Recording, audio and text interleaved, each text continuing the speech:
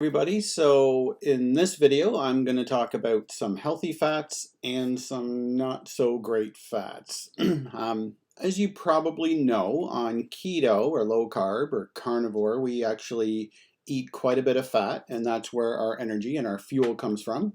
So I'm just going to give you guys a list of good fats to use and a list of fats that you will want to avoid. Um, and this video should be fairly short, so I'm going to get through them. I'm going to get right into the fat list. So I made a couple notes here. I made a little list. And basically your good fats that you're going to want to use. On the program though, you're going to want to limit your fats. So your extra oils you really don't want to have. You don't want to add extra fats into your coffee, into your drinks. You don't want to really cook with a lot of extra oils. Other than what's listed in the recipes. So if you were frying up some eggs, for example, you could probably use a tablespoon of one of these healthy fats from the healthy fat list, as long as it's good for higher temperature. And not all of them are, some of them are, some of them aren't. And some of these good fats you could actually use as a supplement to increase your omega-3 fats, which are very important to your brain health. There's a lot of things that can kind of go wrong when you get too much of the omega-6 fats and not enough of the omega-3. So anyways, let's get into it. I'll give you guys a few names of some of these good fats. So avocado oil, for example, would be considered a good fat. That's actually the one that I would recommend if you're doing any frying.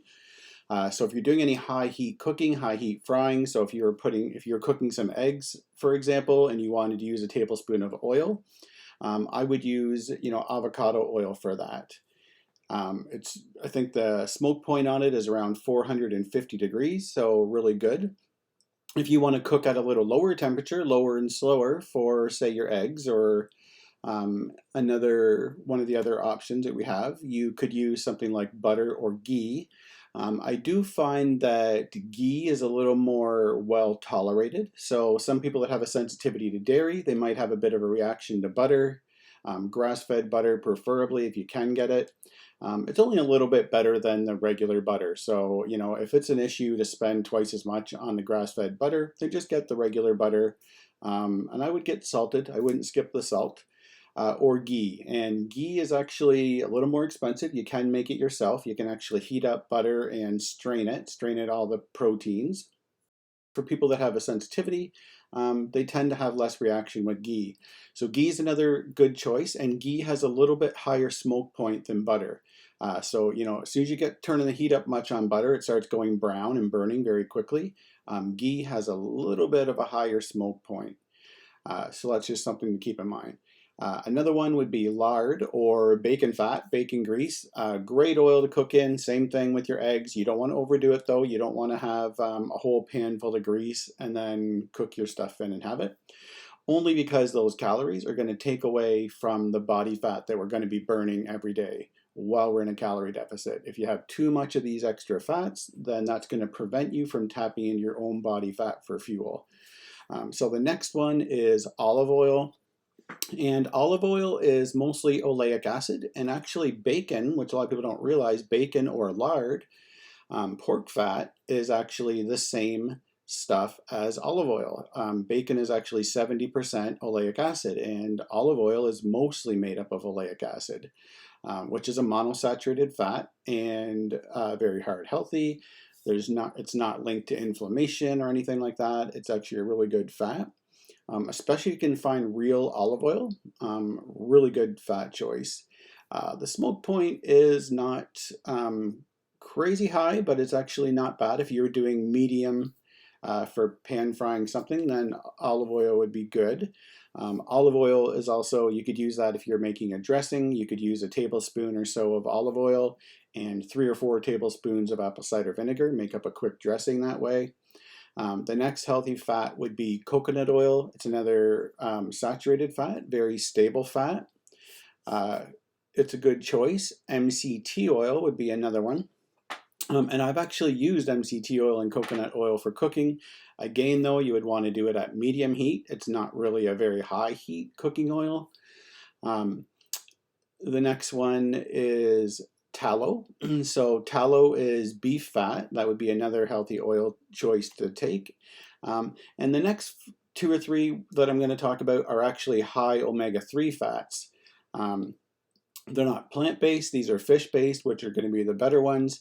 And if you can, try to get wild-caught fish oil. So something like wild-caught salmon oil would be way better than the farmed salmon oil. So really high in omega-3 fats, high in DHA, high in EPA, really good choice. So if you get wild-caught salmon oil, really good healthy omega-3 fat. Not so much a cooking one. I would actually almost take that one as a supplement. Or if you're eating a lot of salmon, you're going to get a lot of really healthy fats that way. The omega-3 fats are really important for brain health. It can actually lower your chances of depression and anxiety. It can actually lower your chances of diabetes, inflammation. There's all kinds of health benefits of keeping your omega-3 fats as high as possible. A 1-to-1 ratio between omega-3 and omega-6 is ideal. Very, very difficult to do that in today's world. Very hard. You would have to eat a lot of fish to be able to do that. And if you did, you would have really low inflammation. So you would not have as much joint pain, back pain. Really good idea to add these in. So the next one is krill oil. A lot of people claim that krill oil is actually better than a lot of these fish oils because krill is very small. So it's lower in the food chain. It's going to have a lot lower contaminants. Very high in DHA, very high in EPA. And again, this is a really good omega-3 fat. So it'd be a good one to get as a supplement. And I think on some of these videos we are gonna, in the email, we will have a link as well. And I'm gonna pick the ones that I think are good quality companies through somewhere like Amazon, so as Amazon links, just to kind of show examples of exactly what I think a good quality fish oil would look like, or a krill oil. And that brings me to the next one, which is another really, really good fat to add in as a supplement, and that's cod liver oil. You can get cod liver oil in capsules or tablets, pretty big, like 1 gram portions, and there's not, they have some now that they don't really have a lot of flavor, like the old cod liver oil where you're having a teaspoon. It's really good for you, but you can actually just get them in, encapsulated, and it's a good, really good supplement. So cod liver is very high again in EPA. High in vitamin A, high in vitamin D, and that brings me now to the fats that you probably should avoid. So these are the bad fats next. Soybean oil is a really cheap hydrogenated PUFA omega-6 fat. So this is kind of the most common vegetable oil. When you see vegetable oil listed, soybean oil. This is what a lot of the restaurants would use. They would use something like soybean oil. It's very inflammatory. It's really high in omega-6, very highly processed. And actually, there is some studies and some science showing that having all kinds of soybean oil in your diet can actually increases your chances of diabetes and even liver disease and some other problems, obesity as well.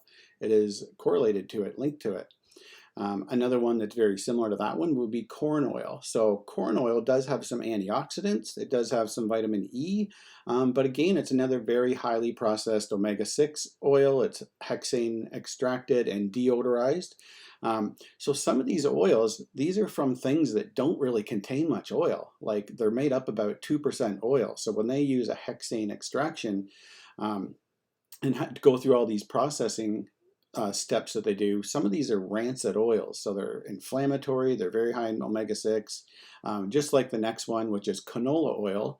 They call it canola oil, but it actually comes from rape seeds, and it's hexane extracted again, deodorized, they bleach it, they have to do all this stuff just to make it even edible, but it's a rancid oil, very high in omega-6.